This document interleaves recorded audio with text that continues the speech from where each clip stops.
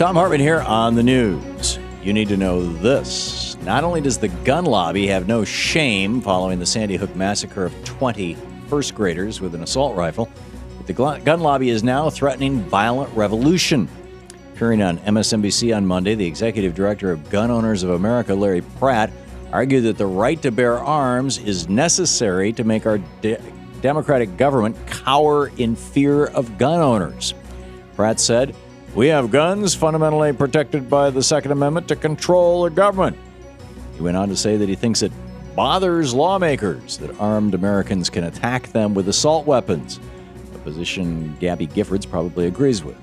This is the position the gun lobby is taking in response to the deafening calls around the nation for new gun safety laws, which would prohibit the sale of the very assault weapons and high-capacity ammo clips that are routinely used in these deadly massacres.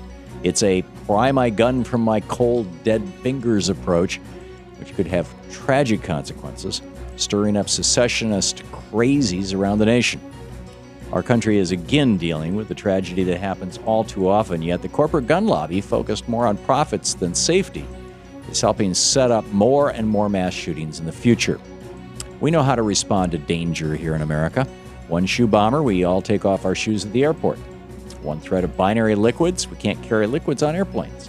One underwear bomber, and we put in billions of dollars in porno x-ray scanners and we grope Granny. There are more than 20 mass shootings every year in America, and over 100 people are shot every day. But we can't do something about guns?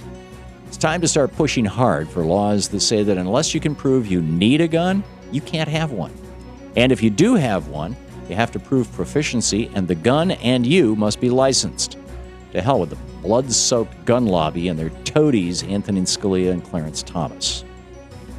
In screwed news, did President Obama switch political parties over the weekend? President Obama's latest fiscal cliff offer throws the middle class and senior citizens under the bus, with a huge tax increase on workers and a long-term cut to Social Security. The plan also gives a tax break to the rich. According to the latest proposal, the president is willing to raise the bar at which wealthy Americans will see their taxes going up from $200,000 a year to $400,000 a year. In return, the president will allow the payroll tax cut for working Americans to expire, meaning working people's tax bills will go up a couple hundred to a couple $1,000s a year. Also, the president is willing to cut benefits for Social Security and Medicare, and then agree to hundreds of billions in unspecified spending cuts, which Republicans want to target social welfare programs. This is not a balanced deal. And the American people who, in poll after poll, have opposed cuts to insurance programs like Medicare and Social Security should not accept it.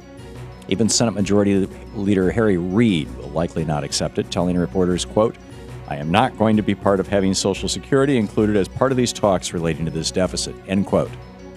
So far, this is not what Democrats, who gave the president the benefit of the doubt in his first term, had in mind for a second Obama term. Time to get active and push Obama in a progressive direction. You can call the White House comment line at 202-456-1111. In the best of the rest of the news, Wal-Mart is developing a reputation as the most corrupt corporation in the world. The New York Times details Wal-Mart's bribery binge in Mexico from when the retail giant opened more than a dozen new stores south of the border. Times notes Wal-Mart de Mexico was an aggressive and creative corrupter, offering large payoffs to get what the law otherwise prohibited. Some of the bribes included more than $340,000 to avoid having to comply with traffic and environmental permits, more than $760,000 to build a store in an environmentally sensitive flood basin, and more than $200,000 to build a store near Aztec ruins. So now we know another reason why Walmart workers in America get screwed with everyday low wages, because the company needs the cash to bribe foreign officials. Walmart is not an American company. It's a stateless transnational corporation that's raping America and prowling the rest of the world looking for cheap labor. The corporatists are buying our infrastructure.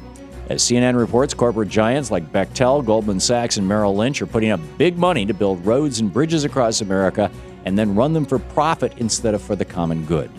Since Reagan embarked on his Starve the Beast program to take America away from the voters and give it to the billionaires, our nation's infrastructure has crumbled. So now corporations can rebuild it at a much higher cost to we, the taxpayers.